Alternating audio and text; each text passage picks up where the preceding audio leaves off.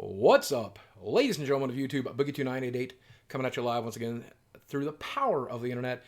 And I promised you more interviews. This is going to be something similar to that, though a little bit different, because this young lady sitting next to me, she is Kati Morton, and we can find you on YouTube at Kati Morton. You're on Twitter as Kati Morton. She's Kati Morton everywhere. Everywhere. And she is a qualified, licensed therapist.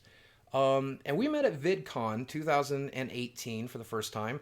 And I will tell the story, much to her chagrin. She carried me through VidCon 2018. VidCon 2018 was a very difficult time for me. It was the first time I traveled, one of the first times I traveled without my ex-wife, my first VidCon without a constant companion and someone to help me through it and help me through the anxiety and stuff. She, her husband, her puppy that she was training at the time were all very, very useful. In fact, the day of my signing, when I was so anxious to go meet 250, 300 fans and do signings and take photos, she actually offered to bring the therapy dog down to visit me and make sure I was doing good that day. So I can't thank you enough for that. Thank you. Oh, yeah, of course. Happy to be a resource. Yeah, and we've been talking off and on since then, and she heavily encouraged me over the summer to get back into therapy, to start seeing a therapist, to go spend an hour a week with a therapist and maybe get medicated. We talked about that. We talked about all kinds of stuff over the summer, and she was very instrumental to pushing me into working on getting better, which is a slow process for me, but still I'm doing so much better than I was when we met at VidCon. So she was in town anyway, and I thought today we would create a video for you guys talking a little bit about mental health, but I know you guys are tired of hearing my story, so we're not going to go over any of my story here. What I want to do here is, for those of you who've heard me talk about therapy, heard me recommend therapy, heard me say that therapy has been useful for me, I know a lot of you guys are broke. I know a lot of you guys don't have money to spend. I know a lot of you don't know what resources are out there, even if you do have money to spend on it. So I wanted to talk to you about who qualifies for therapy, who would benefit from therapy, and what ways we can receive like some help for free online, and then move forward to, for those people who can't afford it or have the insurance to help pay for it, who qualifies for like the stuff that I'm doing right now, once a week talk therapy. So we were talking beforehand, you mentioned there's a big difference between mental health and mental illness. Yeah. And I think it's a really interesting point to make. So would you talk to them about that a little bit? Yeah, of course. And I think the thing that people don't understand is that everybody has a mental health, just like we have a physical health. Right. And it needs tending to regularly. This doesn't mean, just like my regular health means I have to sleep well, I need to drink water, I need to eat well. Right. All of those things just to take care of myself. Same with your mental health. I need to take breaks in my day. I need to spend time with people who I care about. A couple hours of Red Dead Redemption every day, right? Exactly. Need to pet a dog. Things that make me feel good. And that's just basic self-care that tends to our mental health. But mental health becomes a mental illness when your mental health is bad and it affects your ability to function. Right. So we always talk about in the therapy world like functionality.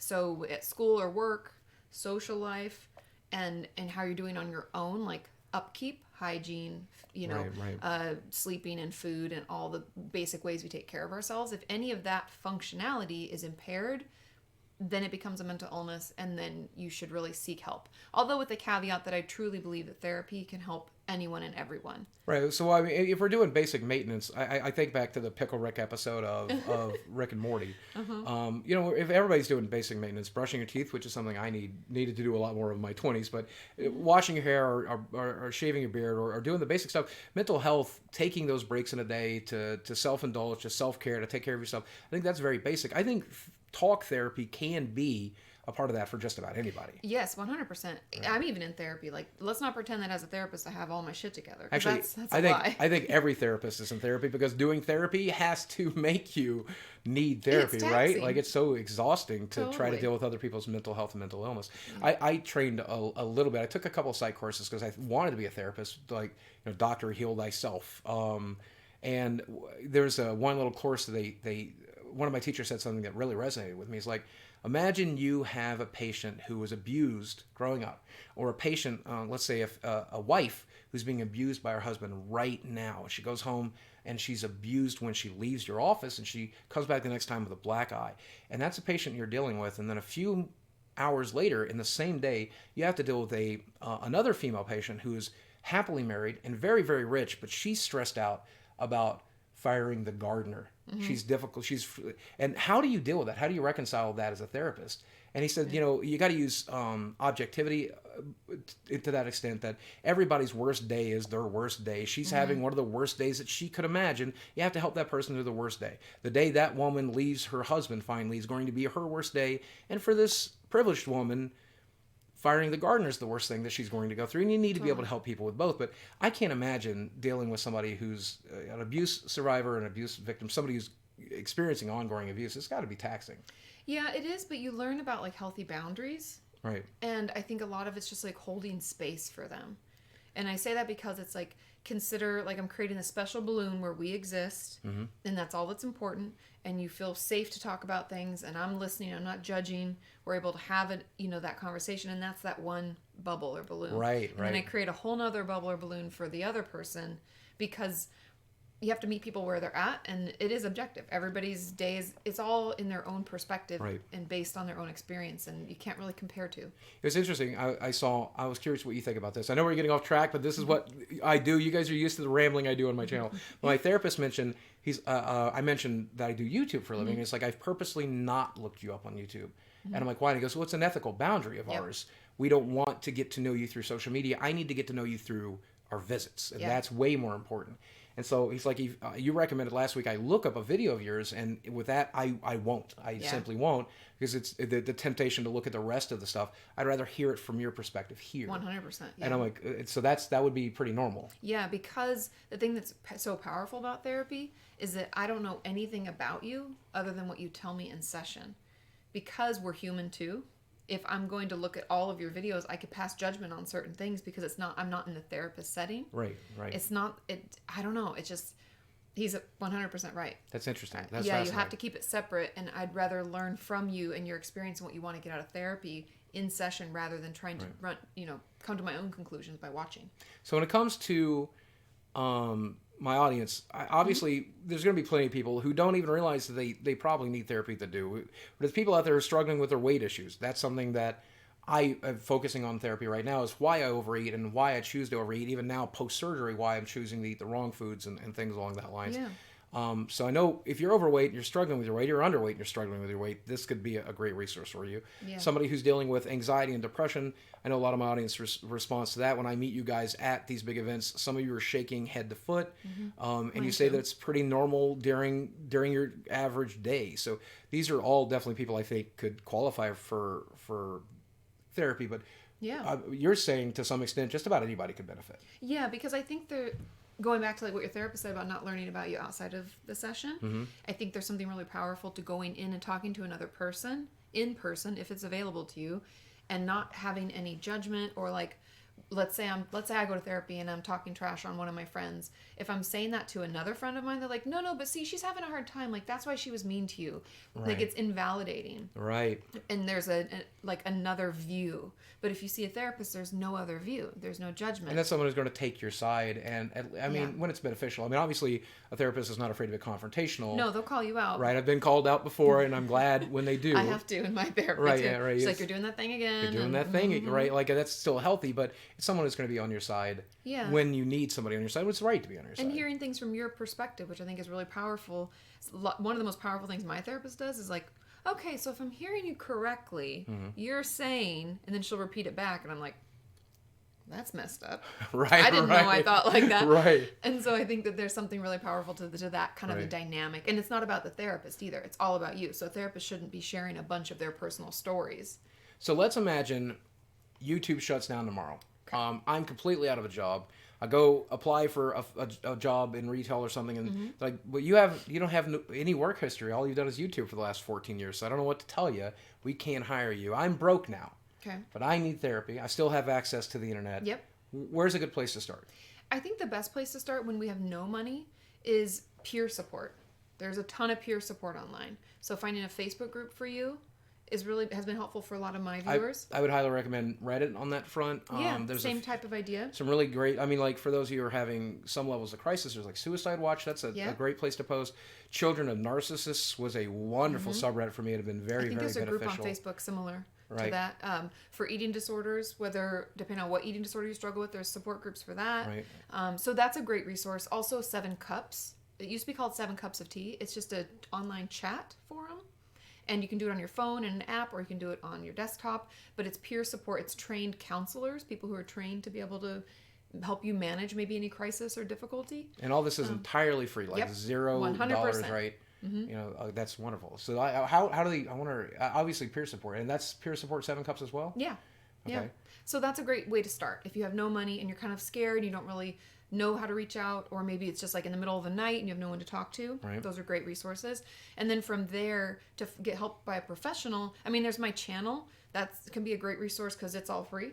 And you get to hopefully understand a little bit more about your experience. And that's youtube.com/Kati Morton, right? Yeah, you can find me. And I've watched a good number of your videos. It's something I do highly recommend. I obviously wouldn't have her here if I didn't enjoy the channel, I think. But and there's plenty of professional help people on YouTube, but you're probably one of the very few qualified ones. Yeah, there's a lot of people sharing their own experience, which is really powerful too. Right, of course.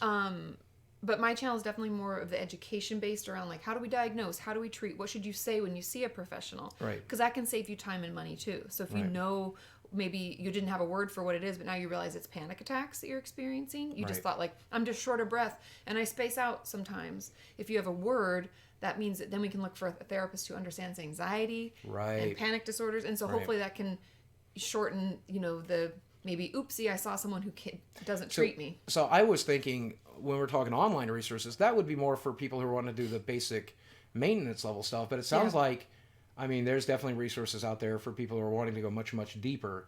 I think we would always ward away from self-diagnosis. Sometimes you can use these tools to get a pretty good idea, but you don't want to WebMD yourself because, you know, everything turns out to be cancer on WebMD, cancer right? just pops up. Especially somebody who's experiencing anxiety issues, you definitely self-diagnose in the wrong direction and make things, you know, so that's something I always had to be very careful with, and I recommend that. But it does sound like if you know what you're dealing with, you have a diagnosis, or you're 98% sure, there's resources out there for that as well for free. Yeah, I have workbooks that are free on my website, or they're like, I think $1.99 on iTunes if you want it in an iBook format. Sure.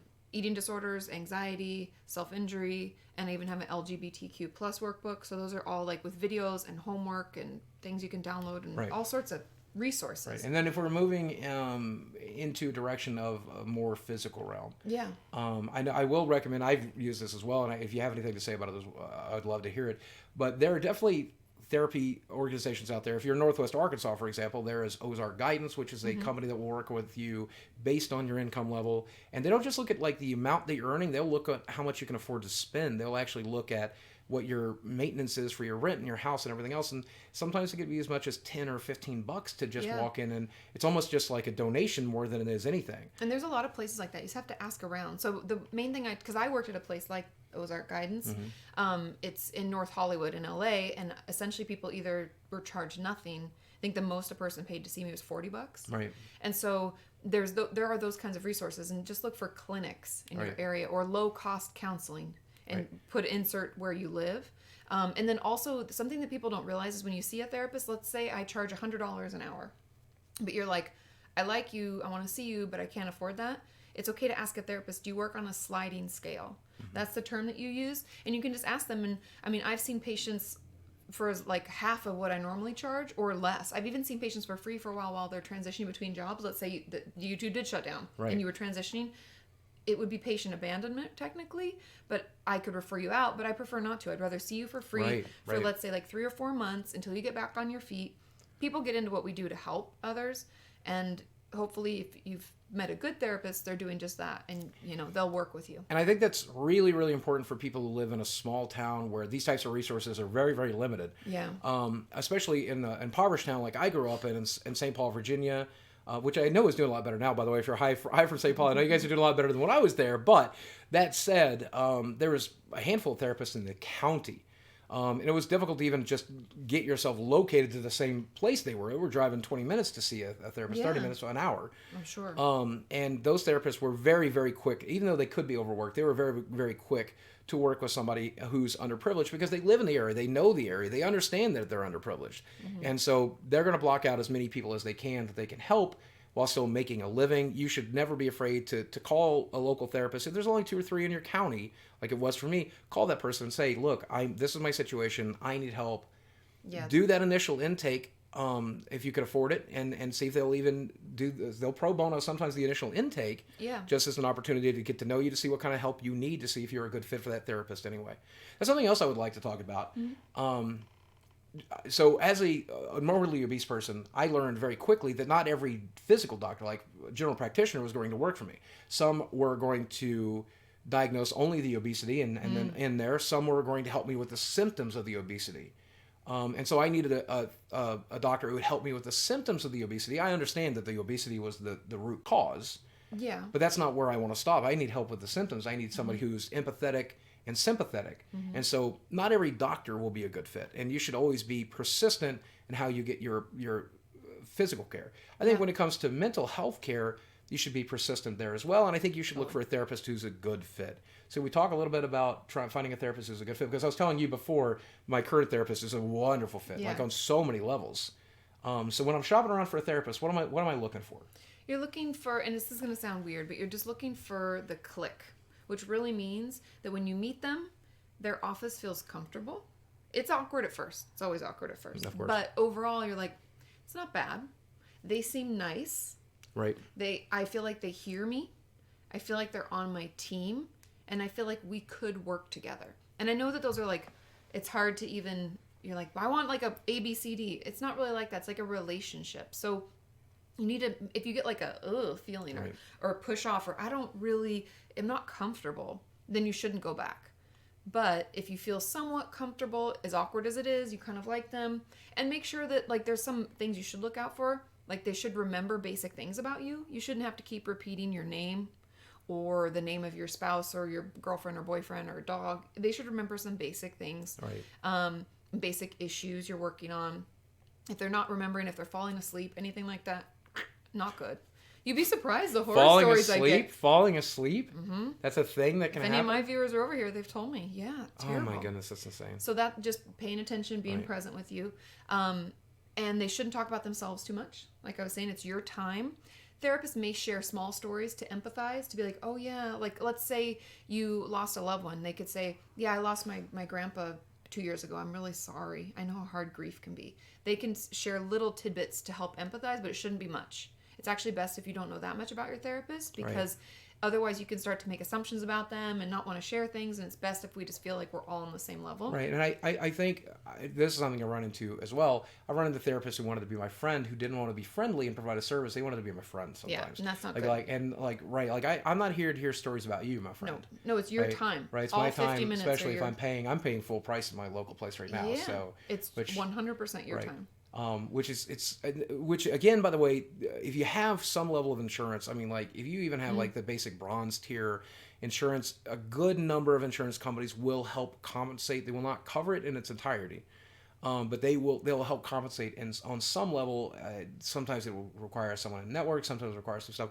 Always make sure and talk to your healthcare provider about whether or not they'll work with your insurance company. Yeah. And with the right insurance company, I mean, a lot of these people will see you for free.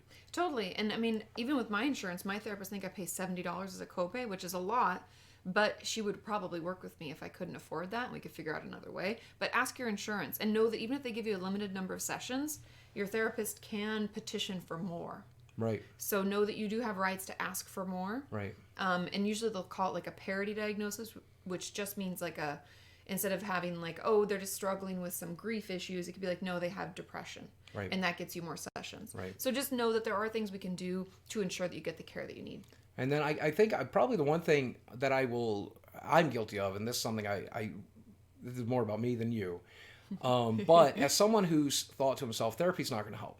It's not useful. It's not a useful tool. I said to myself, I'm smarter than my therapist. I know more than he does. I don't want to do any worksheets. I hate worksheets. I don't want to go in and do worksheets. I don't want to do homework. I need talk therapy. I need cognitive behavioral. I need somebody to intervene. And these guys are not going to do it. Here's the thing.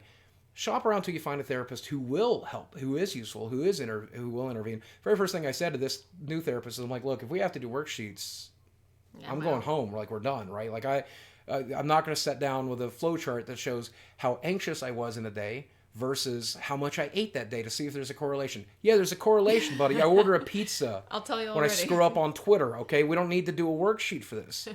Well, what's Yeah. your pain level like? Are you more anxious on the days you were in extra pain? Yeah, this is pretty, So Yeah. again, if I would imagine there is no situation that's so bad that you can't get therapy. And I think you have to be in a place of mind, if you're not willing to do the work, Yeah. if you're not willing to let somebody in, if you're not willing to work with somebody, but to say that is to say you don't want to get better, you're not willing to get better, right? Yeah, and that's the thing is like therapy doesn't work unless you work it. So you have to want to get better, or at least you don't even have to want to get better. You have to hate how it is. Yep, Because a absolutely. lot of people will be like, "Well, I don't want to give up my eating disorder. Like that's my specialty is eating disorders and self-injury." So people will be like, "I don't want to give it up." And I'm like, "That's okay. You don't have to. You just hate where you're at." And I now know what we're talking about when we do her video. So that said, guys, I think we've tapped it. I think we're at a point where I think we've identified that the mass majority of you guys could benefit from some level of talk therapy, even if it's just as a maintenance level kind of thing. That said, for those of you who are dealing with some real issues, there's plenty of online resources. There's peer therapy. We recommended Reddit. We recommended Seven Cups Yeah, of 7 Tea. cups. That's an interesting place. Never heard of that. I will check that out when we're done here. I will tell you, most of the therapy I've gotten in my life was peer therapy because I couldn't afford a professional. Now that I'm in a position of affording a professional, we can do it, but don't forget that your insurance company will work with you. There are therapists out there who will work with you. There's entire clinics and organizations that are willing to work with you. Don't forget to look for a therapist who is a good match. Yes. And anything else you want to close with? Just know that it can get better. There are good people out there. Don't be afraid to reach out. I will tell you, you know the situations I've been in my life, and I can tell you that I'm happier and healthier than I've ever been, though that is subjective because I definitely need a lot of work. That said, if my situation could get better, your situation could get better as well. Now, don't forget to check out on her channel. I don't know if it'll be live at the same time you see this, probably will but if be. you go to youtube.com/Kati Morton, you'll see an interview with me. If you're not tired of hearing me talk about my stuff, it'll be a good opportunity to hear me actually straight up get psychoanalyzed today, because that's about what's going to happen. Guys, as always, thanks for watching. I love you very much, and I'll speak with you again soon. Want to say goodbye, Sammy? Bye.